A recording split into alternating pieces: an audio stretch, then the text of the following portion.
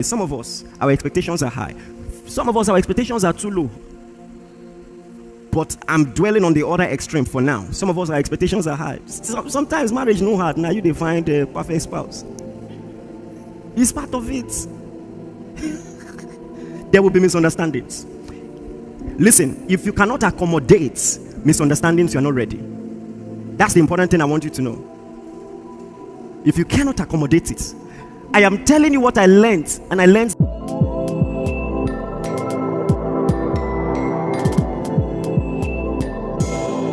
Welcome to Fresh Fire TV.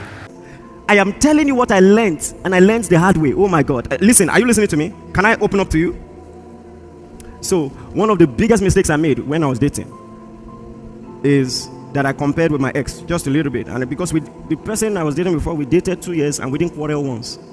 Yes, not once. Even when we're breaking up, I just don't think it's going to work. Really? You made it? And we both cried, but we didn't exchange, nothing, just moved on. I didn't realize that was a toxic trait. But some people, let me tell you something, it's not always toxic. Peace is possible. Are you listening to me? But there's another extreme. When I brought it up, PL is not always okay. She's your pastor. So she just said, why didn't you marry her? Don't stress me, right? If it was so good, why are you here? There's something I'm going to show you if I have the time. And I must have the time today. Because I know some of you were judging in your mind. Here we go again. Don't worry, there's time today. And that's how that many of us love the way we were brought. In psychology, it's called attachment style. That we mirror the relationship between ourselves and our parents. We bring it into our relationship with our spouse. And so, I discovered I was what they called avoidant attachments. I will show you what that means. And it can be very dangerous.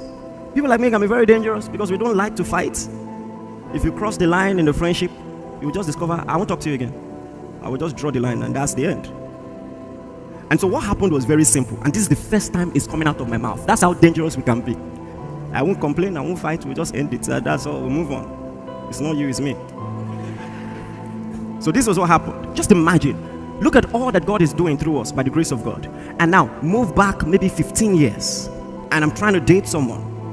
I have all this vision in my spirit. I know God is going to do all that He's doing now. And everybody who was around was a part of it, working tirelessly. I will always hold in high esteem the people who saw me years ago and saw the hand of God. I mean, if you believe in us now, you understand, I don't really know how genuine that is. I appreciate it, but I don't know. But the people back then, the people who will give 5K, 2K, do you understand, to be a part of it? And then we're doing heavy projects. If you know about our ministry, we've always done big things. When I was graduating, we printed 10,000 copies of devotionals and gave it free. 10. I've been crazy for a long time, you see. And all of that was happening thanks to the love, the faith of partners and all of that. And now I'm dating someone who had never given a donation to the fellowship. I'm not materialistic. The fellowship has always had money. I have a grace by the grace of God. Check the history of this ministry. We've never lacked. I just told you, as an undergraduate, we printed 10,000 copies and gave it out free. So we always had money. But I just quietly wondered, like, what is going on? But I had not learned to talk things through. I didn't bring it up. I just kept wondering. And so one day, I wanted to bring it up stylishly. I didn't know how to. So I just said, you know what? We have a project we want to do for the church. Can you loan me 15,000? We didn't need 15,000. I'm telling you, those of you who are aware, we printed devotionals every month. And it costs at least 600,000. And we did it every month without fail. And then she borrowed me the money. And then, I just kept it or something.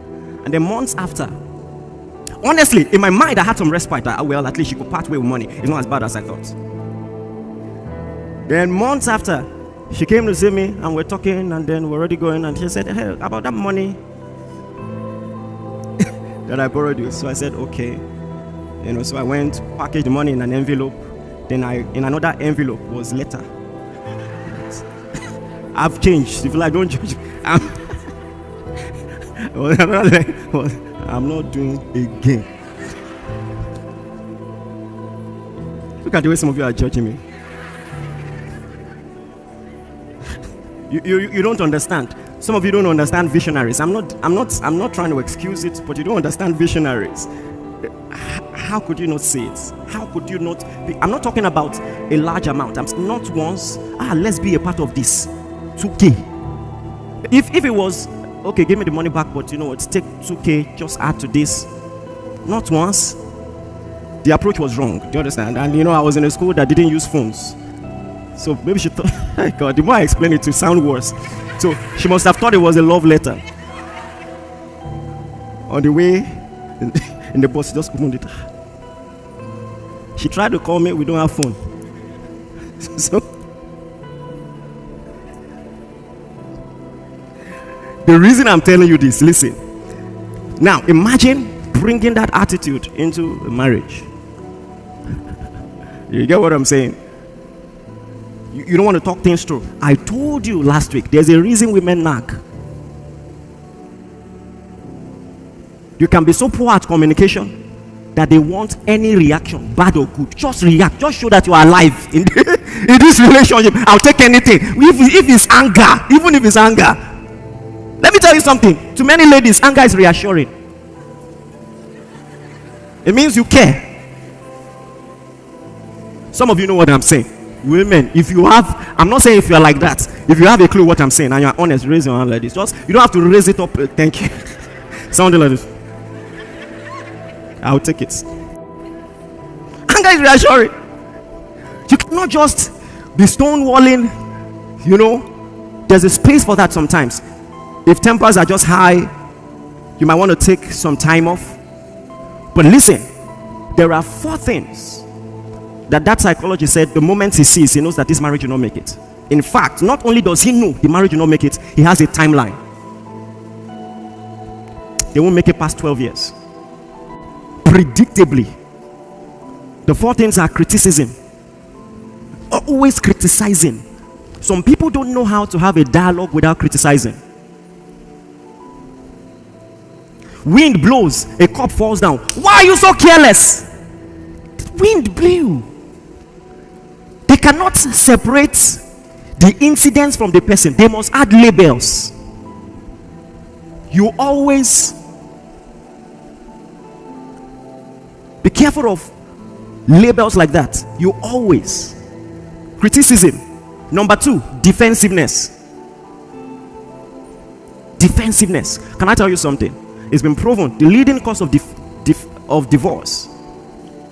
It's been proven scientifically, psychologically, that the leading cause of divorce is unmet expectation.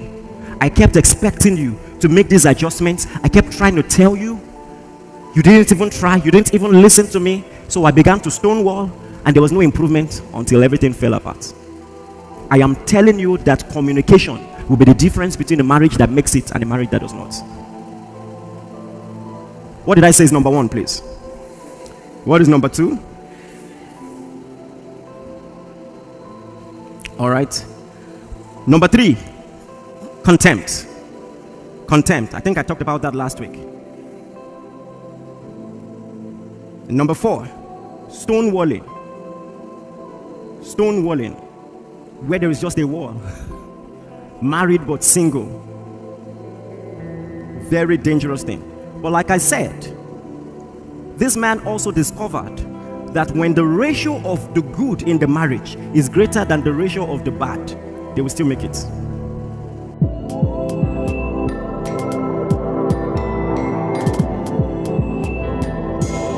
Thank you for watching.